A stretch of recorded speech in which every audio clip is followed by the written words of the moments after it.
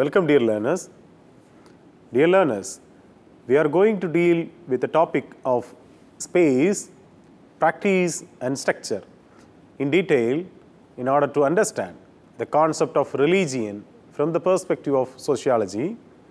In this lecture, a general outline for the concept of space, sociology of space, theoretical discourses, types of spaces, religion and space, space and cultural landscape are discussed. As objectives of this lecture, learners will enable to understand the concept of religion and society, to demand that learners be aware of the role of space in religion, to take an active part in the course for the purpose of deeper understanding religion and sociology. Shall we now go to the topic? The objective, as early suggested, this section is to explore the correlation between religious, culture and space. The study will adapt the sociology of space methodology and examine the distinctions between various types of spaces such as concrete and abstract, ephemeral and institutionalized spaces. The findings from these studies suggest that space is not simply a physical entity, but rather a social construct. This implies that the regional and socio-cultural factors play a significant role in shaping and differentiating the spatial layout of settlements and explaining their potential projection mechanisms. Consequently, a range of different spaces can emerge which may or may not be related to each other. By studying space, this section helps us to gain a deeper understanding of social action. Sociology of space. The sociological considerations of time and space originated from the works of Durkheim and Herbert and Maas during 1990s. However, Bourdieu's study raised significant methodological issues regarding space and social anthropology. According to Durkheim, time and space are only meaningful when viewed through the lens of society, specifically through the collective representations that are created by and reflect the social structure of a particular society. This perspective is similar to ancient Indian traditions, where the Hindu temple serves as both a map of the cosmos and a representation of the process that gave rise to the universe. According to ancient Indian traditions, the building of a temple is considered to be reconstruction of the universe. The Upanishads and Vedas describe how the gods measured time and space, resulting in the creation of the cosmos. Despite the diversity of societies, there is a sense that time and space hold a fundamental and cosmic significance.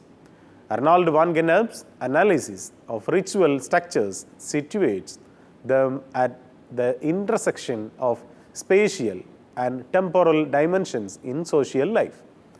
The concept of rites of passage or transitional rituals, as identified by Van Gennep, consists of three essential components: separation, liminality, and incorporation. These components utilize both temporal and spatial metaphors. When these rituals involve altering the social status of an individual or a group, they require crossing various thresholds, such as moving from the interior of a dwelling to the exterior or from the village to the forest. Additionally, these transitions may occur at specific times, such as dusk or dawn, or during a change in seasons from dry to wet. Through these rituals, time and space become differentiated and recognized. It is unlikely that those participating in the rite view time as flowing backward during a period of sanctioned deviance. Such a perception would cause them to revert to the initial phase of the ritual rather than advancing to the final stage and fail to achieve the intended goal of the ritual. Theoretical discourses. The George Simmel is widely considered to be the classical sociologist who made significant contribution to the study of the sociology of space. In his work, The Sociology, in 1908, Investigation on the Forms of Association, he discussed various topics such as the urbanization process and the segregation of leisure space in modern capitalist societies. It was not until the late 1980s that scholars realized the importance of including spatial components in explaining certain societal changes. This shift in perspective has been termed the topological turn.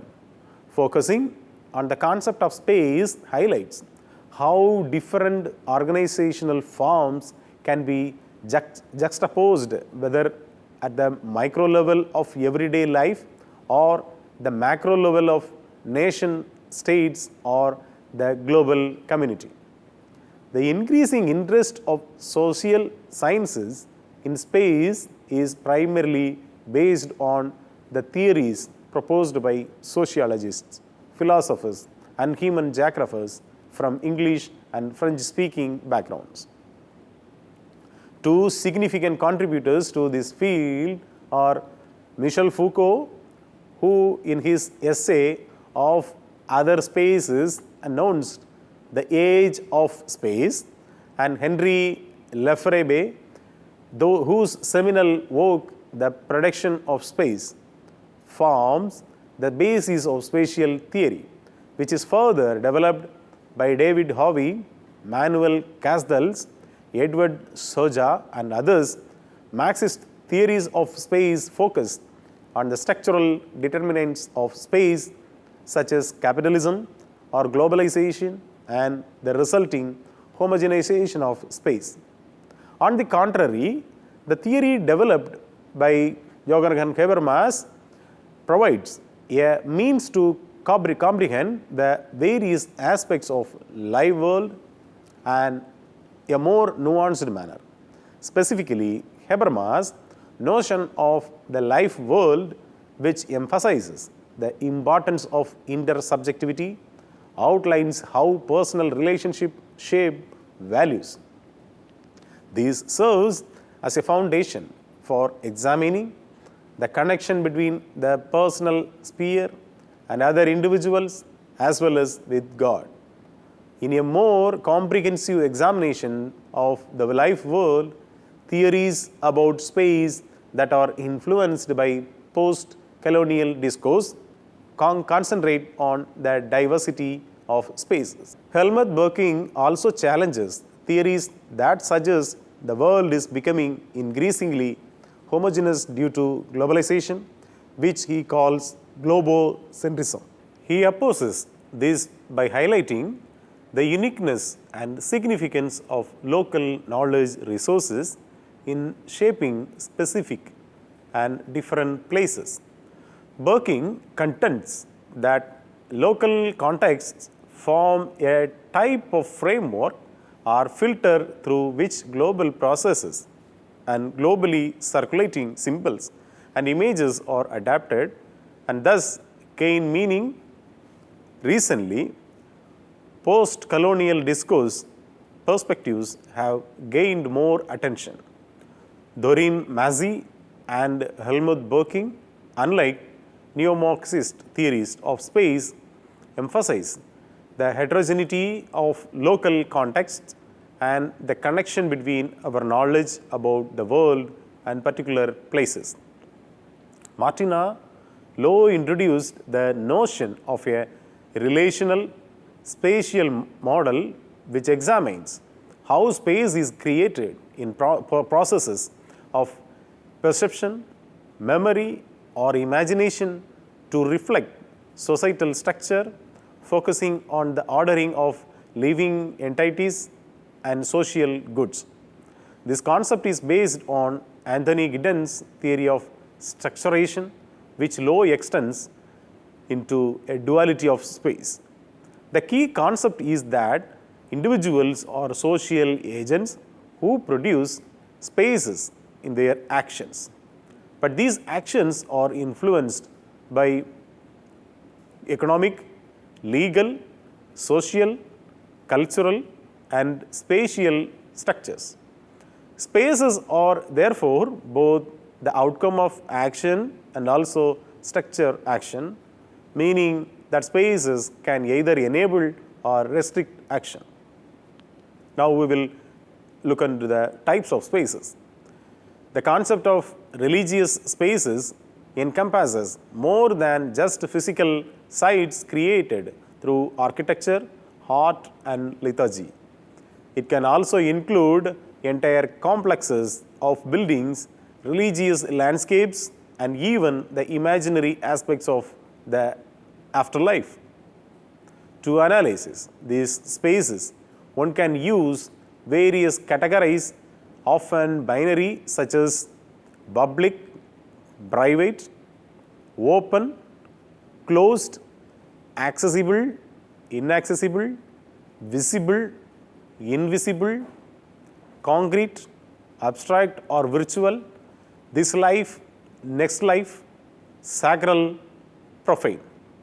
Henry Lefebvre put forward the concept of social space as the site of reproduction of relations of production and posited that dialectical contradictions have a spatial dimension instead of a temporal one. Lefebvre suggests that our spatial existence has three dimensions which are interrelated in a triad. The first one is first space, physical space, perceived space. The second space is mental space or conceived space. The third space is social space, lived space. So Edward Soja's concept of the third space posits that traditional ideas of space, first and second space theories, are insufficient in explaining how the world functions because spaces can cross multiple social categories and may emerge from a combination of various categories. These hybrid spaces or third spaces displace the original values that form them and create new values and perspectives that are distinct from the first two spaces. Soja believes that the third space theory can clarify the complexities of social issues such as poverty, social exclusion and inclusion, race and gender. Religion and space. Religious space is not simply given by tradition or divine mandate, but it is instead produced through ritualization and interpretation. Through the performance of rituals in designated times and places and the interpretive work of ascribing meaning, religious space is created. While some scholars such as Messiah Eliot have emphasized the idea that certain places are inherently sacred and imbued with meaning, Jonathan Z. Smith has argued that place is made sacred through the cultural labor of ritual in specific historical and political contexts. This involves careful attention to memory, design, construction, and control of the physical space. In order to apply the theories of real world situations, we will examine instances of the creation of religious space in India. According to anthropological studies, many indigenous religions operate on the basis of a dichotomy between home space and wild space. Certain areas within the home, such as the hearth, back wall, and top of the door, or believed to be connected to ancestral spirits. However, the entire homestead is considered a structured space for communication and exchange with ancestors through regular rituals. If someone has knowledge about South and Southeast Asia, they would come to know that the religious significance is incorporated into the physical surroundings at every level. This includes small or intricate shrines inside village homes, shrines, temples or sacred trees within the village, and also local and regional areas that serve as sources of supernatural power, which can be either good or bad.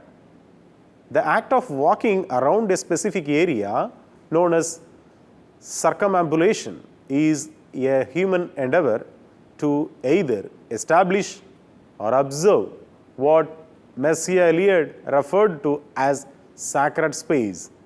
By physically demarcating an area through circumambulation, individuals create a boundary between the holy and the ordinary or mundane aspects of their environment. During the process of circumambulation, individuals or groups exist in a sacred time. Such events, which can last for a day or multiple days, often provide an opportunity for participants to enter into ecstatic trance states or deeply focused meditational states, or even as they are physically active. The home's sacred space is distinguished from the unpredictable and perilous forest, which is home to not only wild animals but also witches, familiar spirits.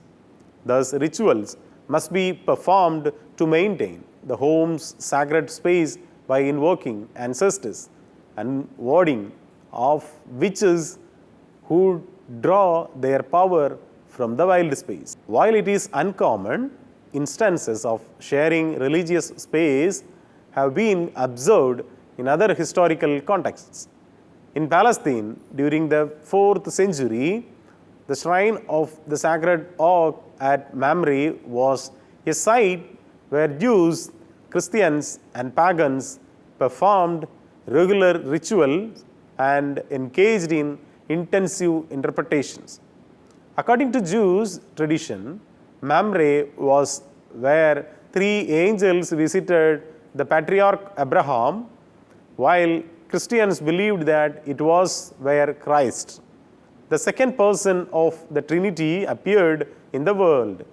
Despite the site's attraction to Jews and Christian pilgrims, and the sacred oak was also a pagan shrine where an annual festival took place with pagan celebrants invoking angels, offering wine, burning incense, and sacrificing animals. Although the Christian emperor Constantine attempted to claim exclusive Christian ownership of Mamre, Jews and pagans continued to assert their claims on the site through ritual. In southern India, many communities shared religious spaces and practices, including temple prasines and processions. Ritual items was also revered by Hindus and Muslims. In contemporary times, globalization and the dispersion of people have also led to the creation of new spatial orientations, space and cultural landscape. The term landscape refers to the visible features of a particular area of land, including physical elements such as mountains, hills, and bodies of water like rivers, lakes, and oceans, as well as living elements like native plant and animal species. Human settlements depicted by building and structures and temporary features such as weather conditions. Over time, both the natural origins of a landscape and the cultural impact of human presence combine to create a unique synthesis of people and place, which is vital to formation of identity at the local, cultural and national level. The character and quality of a landscape play an important role in defining a region's self-image and sense of place, setting it apart from other areas. Landscapes can be classified into two main types: natural landscape that originally emerged, such as valleys, caves and rivers, and cultural landscapes that are emerged due to human intervention in nature. Alexander von Humboldt, a well-traveled explorer of South America, was the first person to develop the concept of natural landscape. A natural landscape is an area that is primarily governed by natural forces and has been free from human interference for an extended period of time, resulting in an ecosystem that remains largely unaltered by human activity.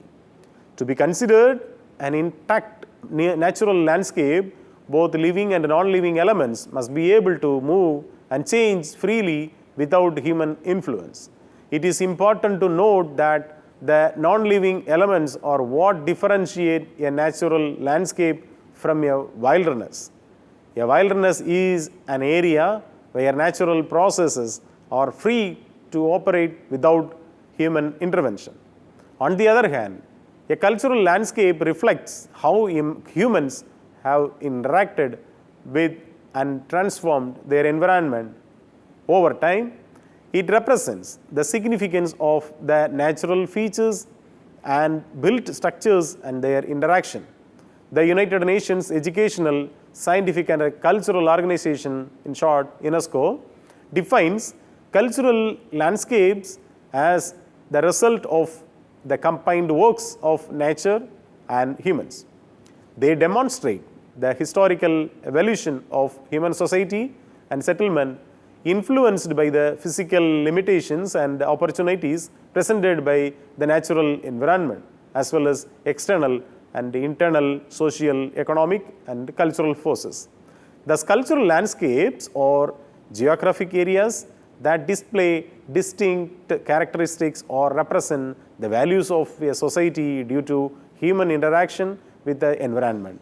To fully comprehend how humans engage with their natural surroundings, it is crucial to study the geographical features of a region. Therefore, a cultural landscape is defined as a collection of ideas and practices that are deeply rooted in a particular place. This definition aims to capture the interplay between intangible and tangible aspects of these sites.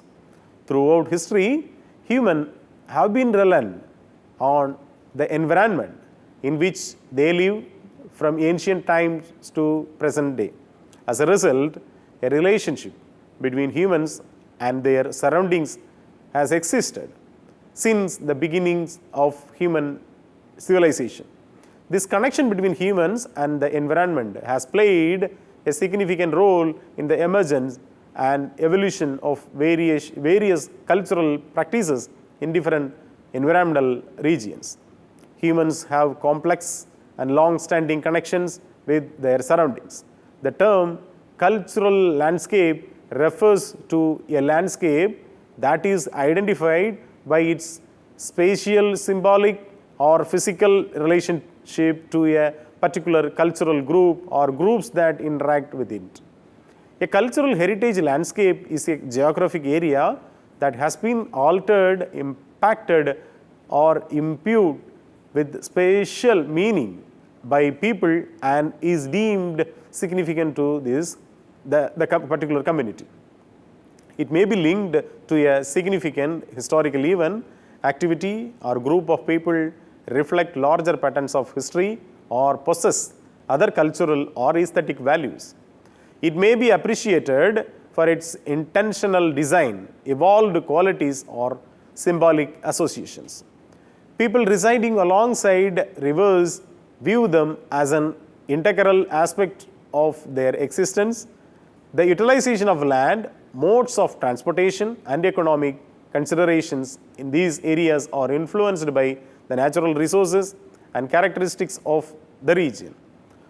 Water availability is closely linked to land use for activities like circulation, commerce, habitation, and leisure. The values that guide the behavior of a society are shaped by the way its members treat both the other people and the environment.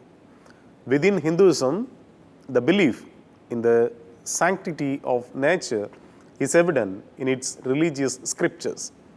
Myths and legends are often used to promote reverence for natural elements such as water and rivers and raise awareness about their significance in human life. Water is a unifying element in the Vedic and post-Vedic traditions of India, imbued with ritual significance within the framework of Hinduism. Across all stages of human existence, from the genesis and ultimate annihilation of the universe to birth, death, and cremation, water plays a crucial role. This sacredness attributed to water is not unique to Hinduism, as it is also recognized as a holy entity in many of the world's major religions. The natural environment surrounding river banks creates a cultural landscape, which is shaped by human interaction with nature through the incorporation of folklore such as myth, epics, legends, proverbs, and songs that transform natural resources into cultural artifacts.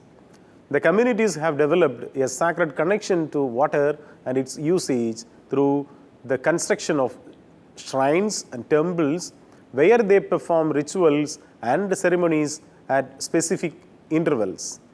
Religions and around the world also consider rivers to have a sacred significance. In Hinduism, it is customary to bathe before entering a temple, making the act of bathing or taking a sacred dip in water a mandatory observance for devotees before worship. Temples and pilgrimage centers are often located on the banks of rivers. The Indian tradition places great importance on pilgrimage, with the concept of tirtha being considered sacred in major cultural landscape traditions of India. Pilgrimage to sacred landscape is considered the most effective means of expiation for all sins.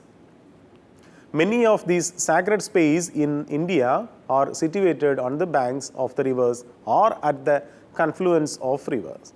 Sacred, like the example of these sacred spots include Badrinath, Badri, Mahakala, Ujjain, and Vadava, Javalamukhi, highlighting the significance of water in purifying these tirthas. The worship practice of early societies vary across different regions of the world.